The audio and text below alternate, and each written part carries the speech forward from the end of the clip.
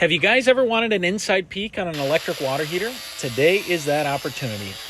This is a water heater that we recently tore out of a landlord's property. They had an interest in seeing what's inside. I thought it was going to be a great opportunity to show it on YouTube and show them and everything else. So we're just cutting it open. Basically, there's an outer shell, there's foam, spray foam, and then an inner shell. You're going to see me cut through that, and then I'll talk about it when, actually in person there as we're looking at everything. Okay, we now have our 40-gallon short electric water heater torn apart. We'll work inside to out. This is your cold water inlet here, and it goes all the way down to the bottom. The reason for that is we want the cold water on the bottom, the hot water will rise, and we don't want them to mix. We want to deposit it all at the bottom. You can see this thing has some slits in it, so it distributes the water. If you come across a customer, if it's in your own house, that the hot water is low pressure, but the cold is fine, it's often because all this scale is actually above these lines or covering it or whatever.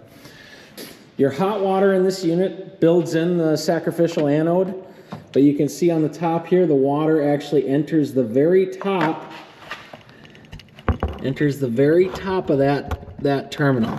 And then this is your T&P valve right there.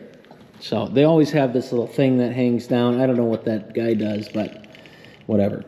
Then you can see your elements here. So you can see they extend about 3/4 of the way into the tank. This element's fine. This one is blown up. These most commonly blow up because all this crap piles on them, and then they can't get rid of their heat, so they just pop, basically. On the outside here, you have two thermostats that control the elements. They're retained on here with these retainers. This guy here, the retainer rusted apart, so there's no retainer anymore, but the retainer would hold this flat. When these get held flat, that's how they measure temperature, through this back plate, through conduction. Now we saw before our power came in the top. We have two leads. It's 240 volt. We don't need a neutral. They go down into this thing, and then this is going to determine whether the power is going to the lower element or the upper element. Both elements do not run at the same time. It's always going to be the top element first, because it's going to heat this water at the top here, because that's where our hot water exit is. So we're going to heat this first, and then the lower element is going to kick in and heat the rest of it. Most commonly, we see that lower element go bad because it's exposed to all the gunk in there. We see it so many times where people say, I only have 10 minutes of hot water. It's because that lower element blew up. Now, what I was saying in that video before was I'm almost positive that somebody switched this out and didn't put the O-ring in there, and that's why this rusted all apart. When you do these, you only want to turn it hand tight plus a quarter turn. I'll show that in a second.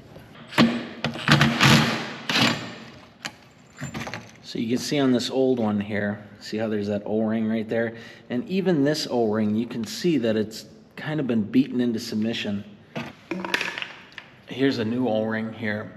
Now I use these high density ones. You can see this is like double the surface area of these old ones here.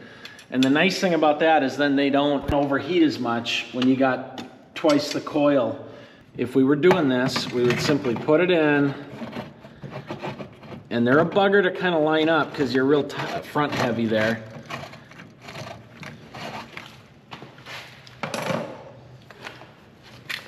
Generally, I use a socket, so I'm hand tight, and then I'll just whack it once or twice. That's it. I have seen so many guys shred that O-ring. Now, if we end up opening this up, if we end up getting called to replace this guy here, I try to suck this stuff out as much as I can. This is the Milwaukee air tip. You don't have to use this. You can build it out of PVC or something. But basically, it comes with an adapter for the vacuum. You hook this up, and then you can go through that water heater element hole and suck out. I mean, you're not going to get these huge chunks. You can stab something in there and break them, but you try to suck all this out, because if you're replacing this, you don't want to be just sticking your new element into the same crap. You want to try to get it below that line there.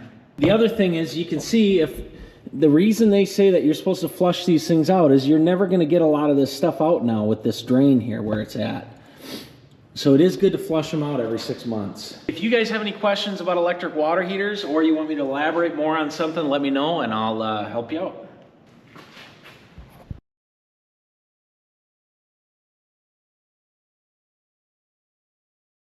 Thanks for watching and have a great day.